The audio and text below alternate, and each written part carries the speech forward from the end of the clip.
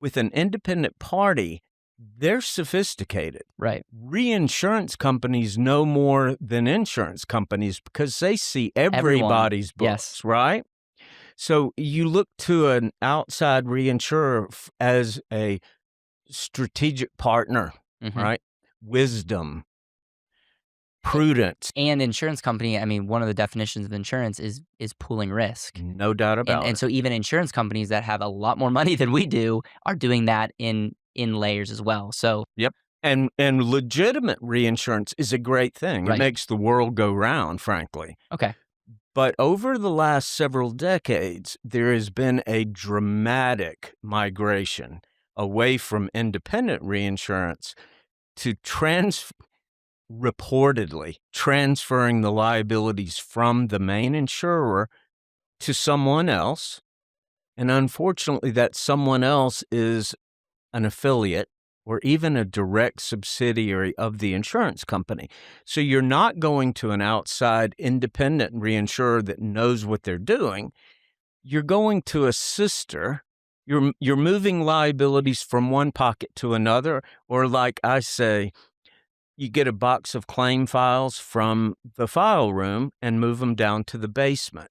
I don't see them doing much more than that in these They're transactions. still holding the risk, Exactly. but why are they incentivized to do that? I think you broke this down to me a few times Mhm. around like I think it starts with maybe good intentions. I don't think people are trying to do something dirty, but then you get yourself in a potential problem. Talk to me about how, the CFO or CEO could get themselves in a situation like this. Sure.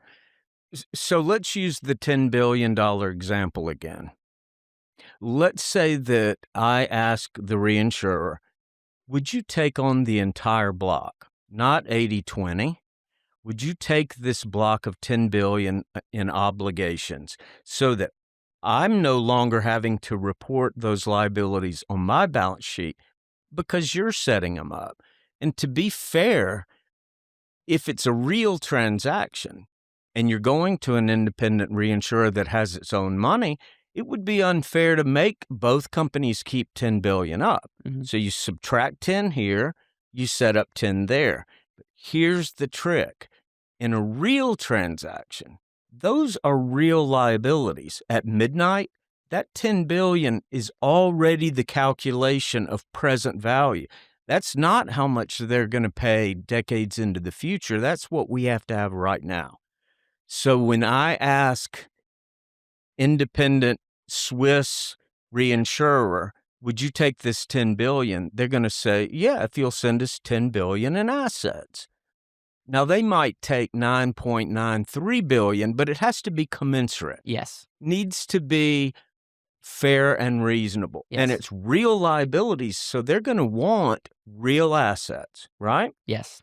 If you do that with an independent party, they're going to expect an arm's length transaction.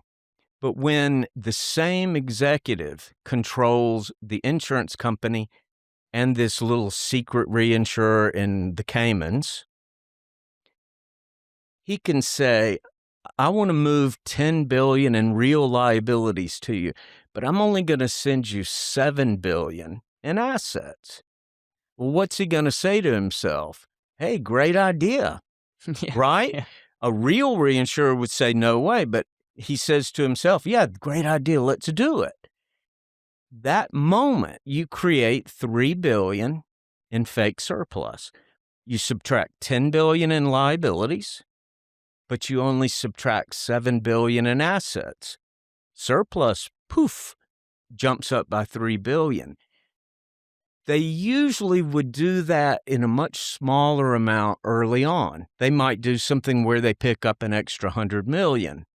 But the next year end, the CFO says, we didn't gain enough surplus to justify paying a stockholder dividend. And we want to be able to pay those dividends. So all they have to do is literally take the contract they already have, change the dates, the dollar amounts, and poof, here's another 400 million this time. And I can show you Yes. these companies have gone from small amounts to skyrocketing amounts in a short period of Yep. time. I asked you because I'm more aware of lawsuits now, for better or worse, and I asked you, "Are you afraid to get sued?" I'm not. I've never been sued. No one's ever threatened. And I believe it's because they know that I know a lot more about what they're doing under the table than I'm even talking about. Yep. So they would open a can of worms. But that's And you're using their numbers and their reports. excellent point. I want it to be crystal clear. We're going to show you some numbers here in a little bit. Every dollar amount I use is straight from their own sworn statutory annual statement under penalty of perjury. Yep. So I'm using their numbers. I'm just calling attention to certain things people need to be aware of. Yep. Uh, we're also, whether it's on this episode or a future, we're gonna go through the top insurance companies on the annuity side and life insurance side, and you're gonna give me, like, a quick overview in your reports. When Great. when people hear this, obviously, I just wanna address this. Not all companies are created equal.